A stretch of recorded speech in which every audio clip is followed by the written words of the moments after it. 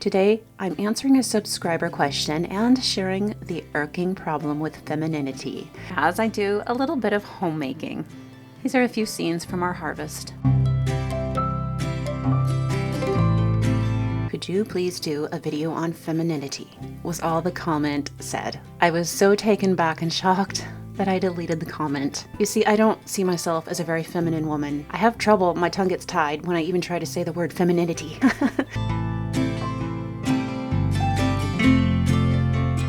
So when the comment came through, I honestly thought I was being insulted. I thought the person was suggesting I needed to learn to become more feminine, which was a line I actually heard from my childhood years quite often.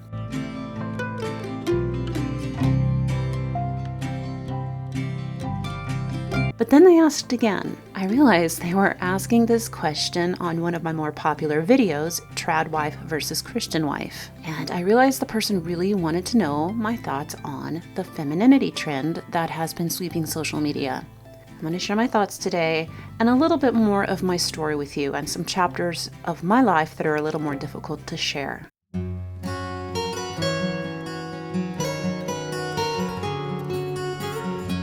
I'd first like to tell you that if you're following me because I wear dresses and you think I do so for femininity purposes, I'm really sorry to disappoint you. The reason that I wear dresses a lot is because I'm allergic to the nickel and the snaps that are in most jeans. If it wasn't for that, I probably would wear jeans much more often. I do have some beliefs surrounding the topic of women's attire and femininity though. I have studied into the topic in depth. The concept is far from foreign to me. I've seen a few talks on this topic of femininity lately and biblical femininity. In all the talks, especially the ones on biblical femininity, the women preaching on it seem to be completely unaware that stories beyond their own exist, stories like mine. They seem to be unaware that women like me and stories like mine exist. So allow me to share my story. Growing up, I wasn't like the other girls I knew. My parents divorced when I was about 2. Until I was almost 5, I spent all my time with Grandma and Grandpa. They had grown up in the Great Depression era, seen World War II, and Grandpa fought in Korea and had PTS. So they weren't exactly warm and fuzzy people, although I did know they loved me very much, and I loved them very much. But I spent a majority of my time with their youngest kids that were my teen, uncle and aunt, until my mom remarried and we moved to the wilderness. I was not raised like other girls. My childhood was rough and often traumatic. I'm not comfortable sharing everything. All I will say is that I was raised hard, very hard. Most people we knew had no idea how hard home life was at times. But there were good times too, and so I prefer to focus on those today and how they shaped who I am. I remember the instant I got into the woods around age 5. I felt like I had found some secret heaven. It was in those woods I first remember feeling love for Jesus.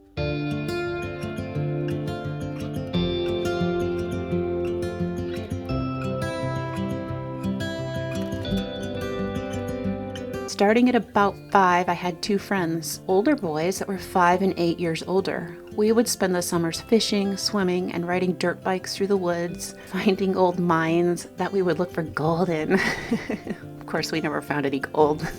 Those boys were precious to me. They were like my big brothers. I had felt like a burden to everybody, like an annoyance, but they didn't make me feel that way. They actually enjoyed having me around, if you can believe that.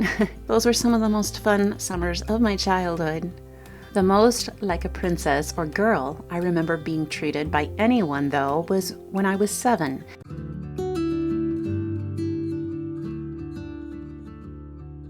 We had met a family whose mom made their girls dresses. Shortly after that, we became part of a meeting of a group of people that we would meet with to do Bible studies and potluck with. So around that time, my mom started making me pretty dresses. I did love those dresses. A couple even had petticoats. They were my favorite.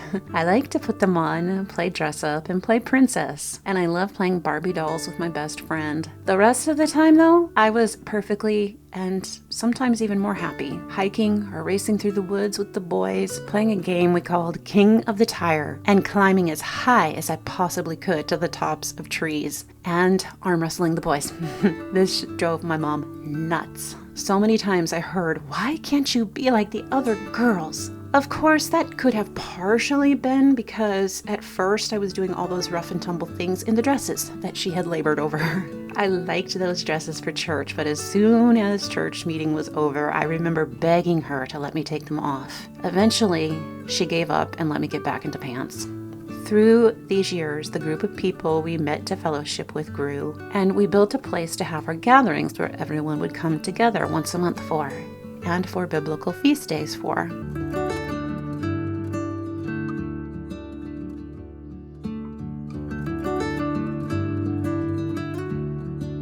My stepdad, nor my biological dad, who started coming around from age 12 on, knew very much about raising girls.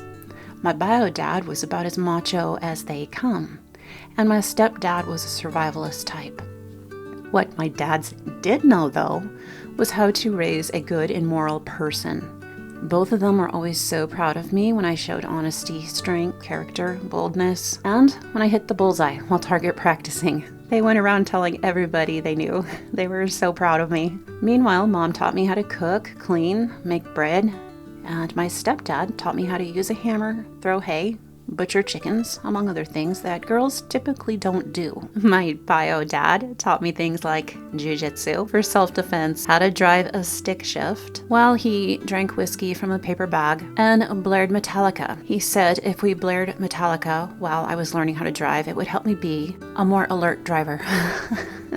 He was a rock and roller, a professional drummer, and he got me into music starting at age 8. Sometimes I went to work with the guys, cleaning the newly constructed homes, even helping one time to build a foundation. I remember they would ride to work together. It was a different situation, I will admit, but we would ride to work together in the truck that was always dirty, and we would listen to Eric Clapton. I was a country girl to the core, and I loved it. As a teen, I liked sewing pretty dresses and putting them on for a while. The rest of the time, I wore grubbies, skirts or cargo pants that usually had holes in them, and I worked very hard because there was hard work to do. I grew up in the grunge era, and I liked grunge because it made sense for the work I was doing. It wasn't until I was around 17 that I made a new friend. She was the girliest kind of girl from California and so pretty. She helped me see being a girly girl could be fun too. She taught me things about makeup and other things that girls know, like how to use an eyelash curler.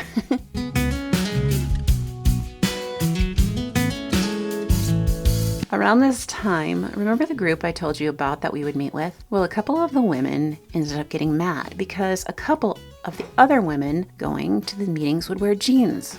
Apparently, some of the women felt that this was provocative and against scripture. So their husbands called together a men's meeting to establish some rules for the gatherings. Two of the men, whose wives were angry that some of the women wore pants, said there needed to be an established dress code rule for the women and that they only could wear dresses to church. That went over like a Led Zeppelin. The gatherings immediately disintegrated to nothing for a while. A couple of the families left. It was very saddening. For me, this was the only place I had friends to see regularly. Eventually, the meetings picked back up, but more on that later. A couple years later, though, at age 20, my stepdad passed away.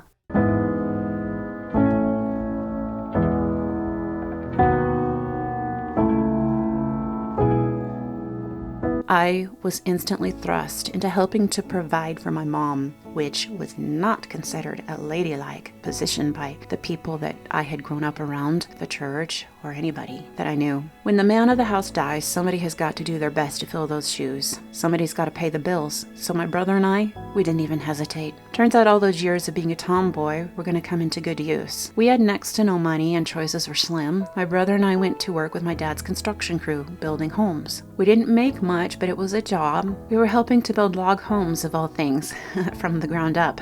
Not very ladylike. We learned concrete through roofing. Our income level was poverty and life was very, very hard. When wood had to be split for the fire, we had to do it. We learned to use chainsaws, skill saws, chop saws, table saws, and nail guns. Meanwhile, we, with Mom and at times some friends' help, finished our house that my stepdad and Mom had been building.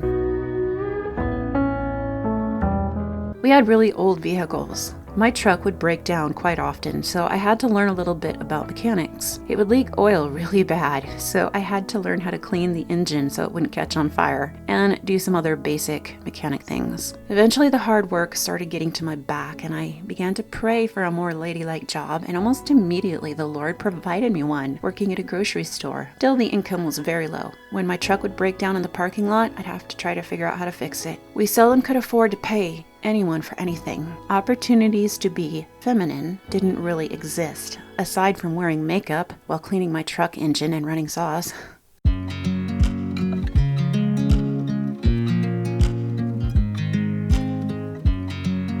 By then, the church meetings had picked up again, and the women and the other girls who were the ultra-feminine type didn't seem to know what to think of me anymore. The boys didn't either. I remember the phrase tough as nails floating around being used to describe me once. I remember being very lonely, but I had my Bible, and it always brought me comfort.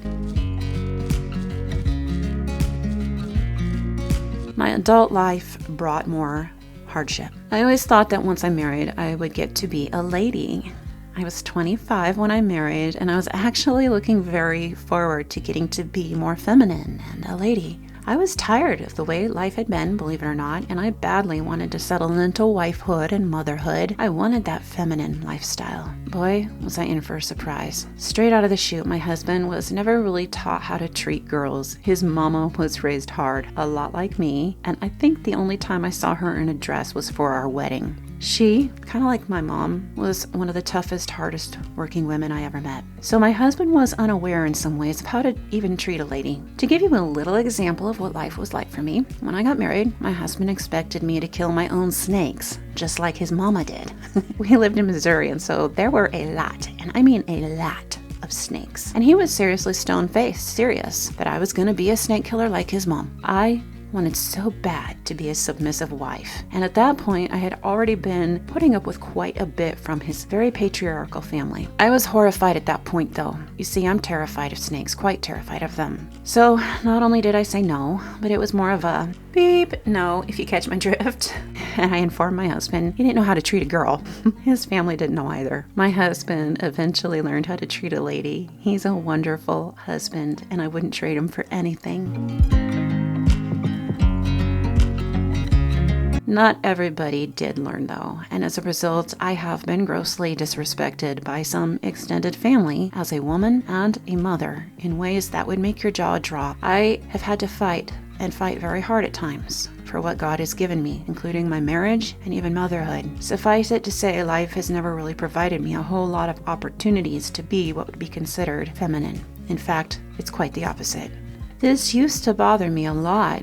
It doesn't really bother me anymore, though. Here's why. I'm learning to trust God more than I used to. So many times in my life, I felt like God favored others over me because of how hard my life had been at times, and because some of the things that have happened to me. I would sometimes compare myself to women who seemed to have princess lives. Girls that were never abused or called names growing up, whom the Lord gave opportunities to instead of hardship in their youth, who had been treasured by those around them from childhood to womanhood, women who married and ended up with perfect homes, and who had family support. It was evident God loved those girls. He treated them like princesses. Not me, I thought. Compared to them, I always felt like chopped liver. I finally learned that God doesn't make mistakes, though. I've learned He doesn't love me less. He's been preparing me.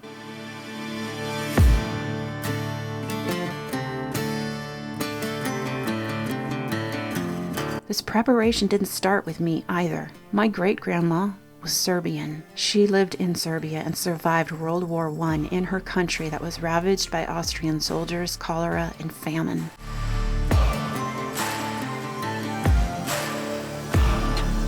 Science has found that when a woman goes through trauma like that, it gets programmed in her very DNA and passed on. This could be some of why 2 of her 3 daughters, including my grandma, went into the military.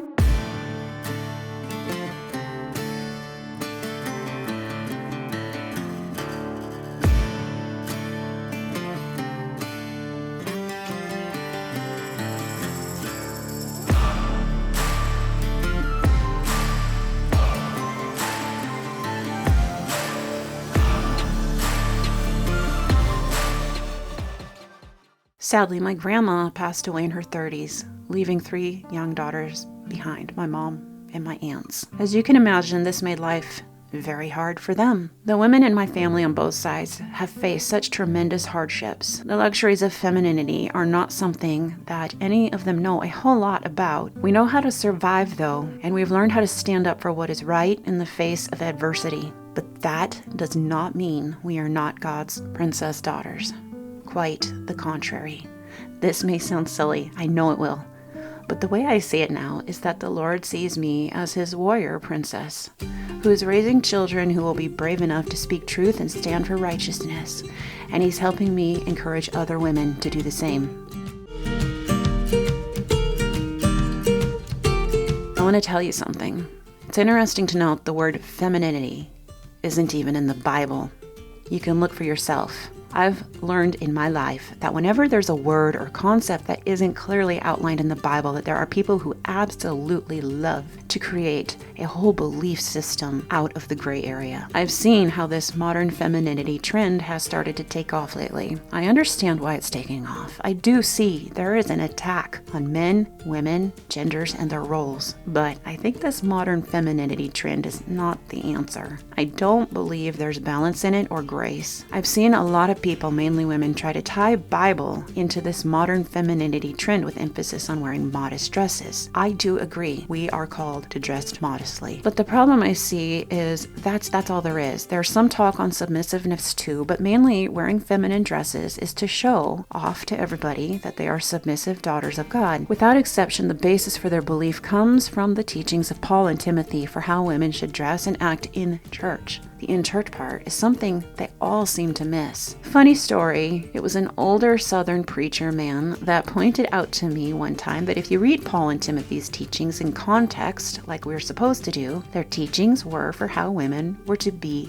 in church. It's also important to realize that a lot of Paul's teachings about women were reflective of what was going down in history 2,000 plus years ago. Back then, the world was very different than it is now, and it was extremely dangerous for people to be gathering to worship Christ. In fact, it was so dangerous that chaotic, loud, or disorderly meetings, which some Bible verses suggest were taking place, could have drawn the wrong eyes and resulted in immediate persecution. It's important to realize some of that may have had a little to do with Paul's teachings about women in church. Also critical to know that the Bible has a lot more to say about women than just Paul's writings. There are verses that speak directly of women that it seems all the femininity movement women like to pretend don't exist. In Judges chapter 4 and 5, we have Jael, who won a battle for Israel by driving a tent peg through the enemy king's head after using her nurturing wiles to lull him to sleep with a glass of warm milk. Also in Judges, we have Deborah, a female judge, who helped the timid men of her people win another battle over enemy forces. We have my favorite, the Proverbs 31 woman, who was so noble and trustworthy that her husband trusted her completely. She took care of her family, had a job, provided for her family. Just look at the verse, look at the whole chapter. It's shocking what all she did. We're told she worked vigorously and had strong arms. By reading the Bible, we can see that God makes women in all kinds and types, like he does with men, for very specific purposes to his glory. I think that the irking problem with femininity is that it lacks balance and promotes a confusing, sometimes manipulative, superficial type of character that puts emphasis on wearing dresses,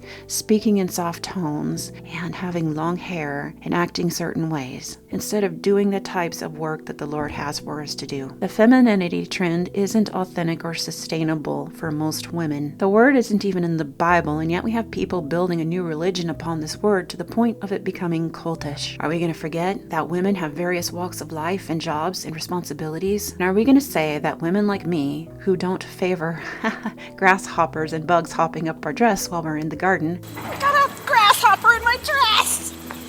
or cleaning the chicken coop, are we going to say that we're godless and trying to be like men because we put pants on? Are we really going to sit around in dresses and say that a woman isn't feminine if she puts on a pair of insulated coveralls so that she doesn't freeze while doing winter chores for the animals that feed her family? Is femininity really supposed to be our end goal? What's wrong with just being a real, simple, and godly woman? It seems like it's being forgotten that the Bible was written to both men and women. Yes, there are some specific verses, specific to both genders, but as a whole, it's written to everyone. Yes, women are called to submit to their husbands, but we have to be careful even with this. As the story of Abigail and Nabal and Ananias and Sapphira show us, we still have to follow God above all. We also need to remember that we are all called to speak the truth in season and out of season. 2 Timothy 4:2. Yes, we are called to dress modestly, but we're also called to work hard as a Proverbs 31 woman and 1 Timothy 5:8. But if any provide not for his own and specifically for those of his own house, he hath denied the faith and is worse than an infidel. Some people love to say this verse pertains only to men,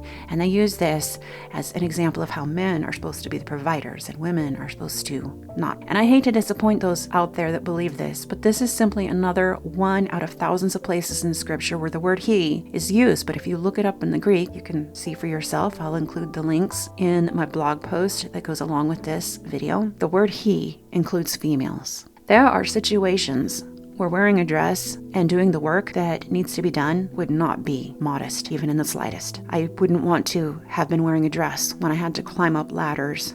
I think a lot of this modern femininity trend is women who have too much time on their hands. I notice many of the ones pushing it don't have very many children to work hard for yet. It appears their husbands seem to make enough for their family, so their lives get to be pretty simple, as in they don't need to have a job like the Proverbs 31 woman, and they don't need to work a job as well as be homemakers. And instead of working hard like the Proverbs 31 woman, and filling their time with caring for their family, selves, and others, they're getting caught up in appearances in order to appear righteous. I think a lot of women who don't know their Bibles, but that are searching for answers in this very confusing world, are becoming even more confused. I've seen threads where women are wasting time arguing that wearing pants is not what a godly woman should do. I've known women who were hell-bent on believing that a woman wearing pants was a sin because of Deuteronomy 22:5, where it says, "A woman shall not wear a man's garment, nor shall a man put on a woman's cloak. For whoever does these things is an abomination to the Lord your God." Okay, friends, in Bible time when this verse was written, all of the attire was alike. They were all what we would consider dresses today, okay? Tunics. I believe what the Bible verse was talking about was cross-dressing. As always, it's the heart that God is concerned with, the intentions of the heart. I think that people are getting so caught up and distracted with femininity that common sense is beginning to wane. One woman I noticed recently bought into this trend so much that she was so concerned and wanted so badly to be more feminine and wear dresses all of the time. But she was worried and asking for tips for wearing her dress while she was doing farm chore work on an open tractor. I hope I don't have to begin to explain how dangerous an idea like that is. So my conclusion is that femininity isn't supposed to be our goal, godliness is. Wearing a dress, changing our voice to be soft and quiet, none of this makes a godly woman. It makes her an actress without the right heart. What makes a woman godly? Seeking the Lord, reading her Bible, obeying the Lord, praying, and doing her best to walk in righteousness. There you have it. Those are my thoughts on femininity.